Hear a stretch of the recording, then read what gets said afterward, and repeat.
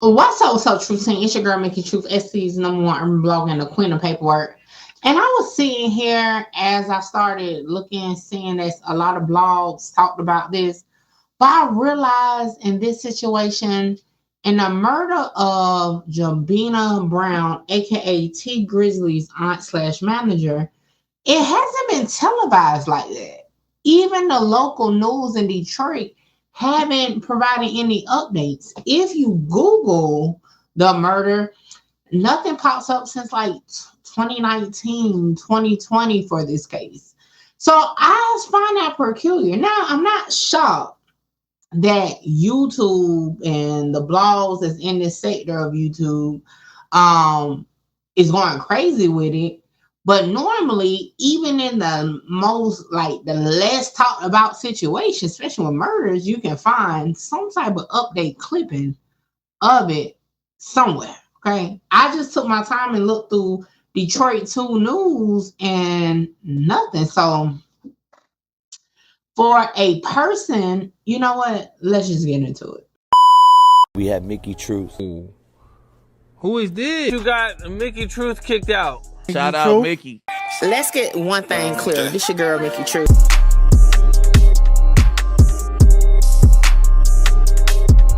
So if you haven't heard by now, okay, Jermaine Whedon, who they call 600 Wu Thang or something like that, has a mistrial. Basically, it was a hung jury. And you may be like, Mickey, how was it a hung jury?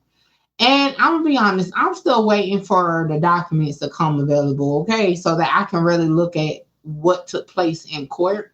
Because we was never able to get on a Zoom call to listen to it, and then at the same time the trial was going on, the case of ATK Scotty trial was going on, we was covering that. So this is gonna be my assumption, right, of some of the evidence that may have been presented during the trial that just wasn't enough. Like with the Queso and ATK Scotty situation, you had a lot of corroboration. You had co-defendants, you had people that was actually on scene. And I feel like this 2019 murder lacked that. So if you pay attention, even in the YW Melly case, you have actual footage of Melly getting in a car. So at least he was there. You have footage of two deceased people arriving at the hospital with the other person that got in the car, but one person is missing. So you have that there. This, I don't believe they have. So we're going to go back just briefly through the probable cause information that they provided in Whedon's federal case. Now, this is not to say they didn't have more evidence at trial, but until we know exactly what they have, this is the best we can go off of. And this is the best way I can show y'all or explain to y'all why I feel like it was a hung jury, meaning everyone could not decide.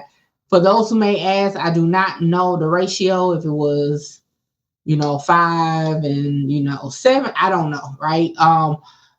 Nevertheless, it's a hung jury. And the next court date is, let me see, I think it's August 15th for pretrial. I'm pretty sure they're probably gonna try him again, but we'll find out August 15th. Okay.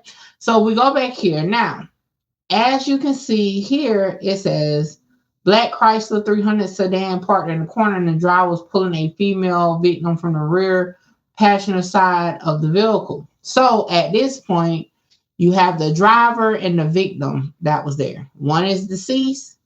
The other person is the driver. Could the driver give a description of the suspect? Could the driver identify the suspect? Let's keep going. According to the driver, he had been inside a car at a nearby location when an unknown black male opened the left side rear passenger door of the car and fired multiple shots into the rear passenger area where the female victim was sitting. So, unknown means he did not know who it was, okay? So important is, could he identify the person if he saw him? So if the driver was a witness, which I can assume he is, but I can't stamp it, right? He will say what he saw, whatever. could he point out, like, yes, it was him, Jermaine Weeden, like we saw many witnesses do in the Queso case? Based off this, I don't believe so. You know why? Because it's kind of hard to get a hung jury if you actually had an eyewitness saying, yes, that's him who shot into the car that killed this young lady. Okay.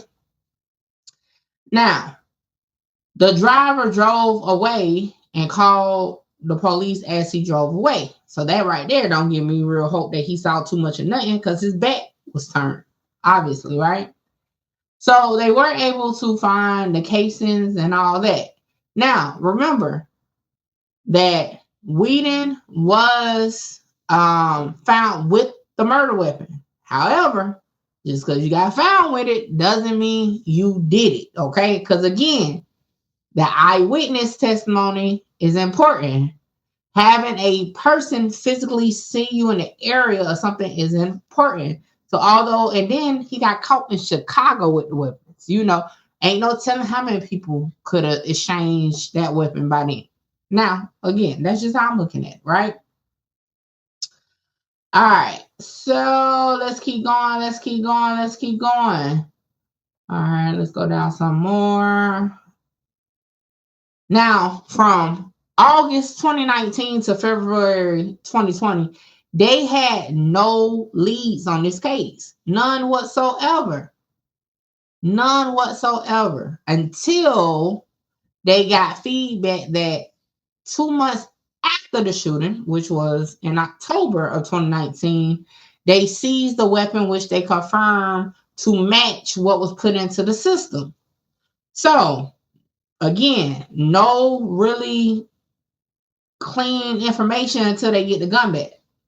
So once they got their gun back, of course, they was able to then pull the name. Okay, let's see what, they got going on, whatever. So they did confirm. So again, that's definitely evidence that could go against them. But again, you don't have nobody putting that gun in his hand in Detroit. Okay? Big problem for the prosecution. Now, additional information, right? Okay, boom. They said he was in possession of a stolen car when he was arrested. They are now saying that stolen car is indeed the dark color sedan that was on surveillance video near the homicide. Just because you have a car that matches the description, even with the license plate, you have to prove who was driving it. Did someone physically see Jermaine Weeden in that car? Can they come to court and point Jermaine Weeden out? Okay? Evidence is key, but having a person to corroborate that evidence is very important in the trial. Now, again, can somebody put them there? All right. They tracked the license plate from Michigan to Illinois. Cool. Can you prove Jermaine Weeden was in the car, though? Okay. That's very important.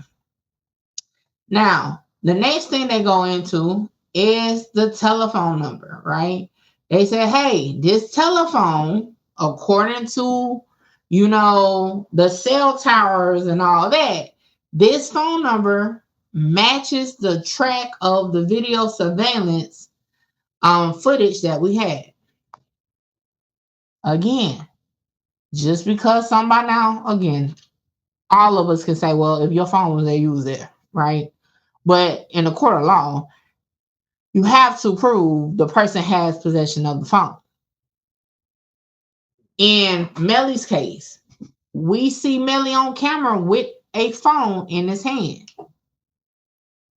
They said that Melly pin dropped his location to Fredo Bang.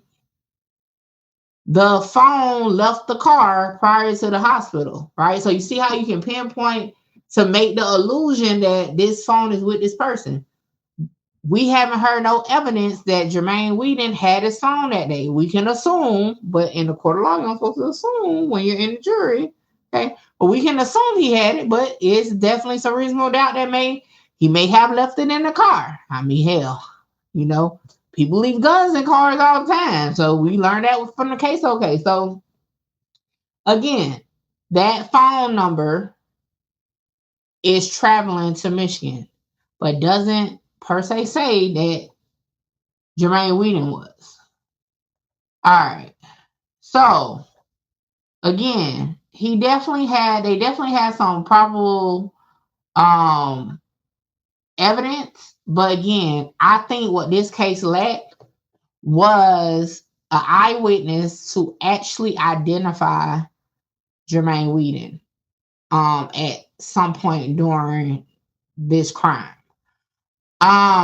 As far as the whole perspective of T Grizzley aspect of it, it couldn't be too much evidence that linked Jermaine Whedon to T Grizzley, because I think we would have had a different outcome. My assumption, key on assumption, is that the jurors probably was using logic, like, yeah, if his phone was there, he was there. Oh, he had a murder weapon and a murder car? Yeah, he was there. And then the other one was like, well, they didn't have nobody to place him there. So, if the state of Michigan decides to try him again, they're going to need somebody to place him there. They're going to need to find some type of tie to somebody that's willing to tell. Okay? Find a middleman or something or whatever, right? They're going to have to get some snitches, like on some real stuff. Like, I mean, that's just my opinion. Because what I feel like without even being there is that it lacked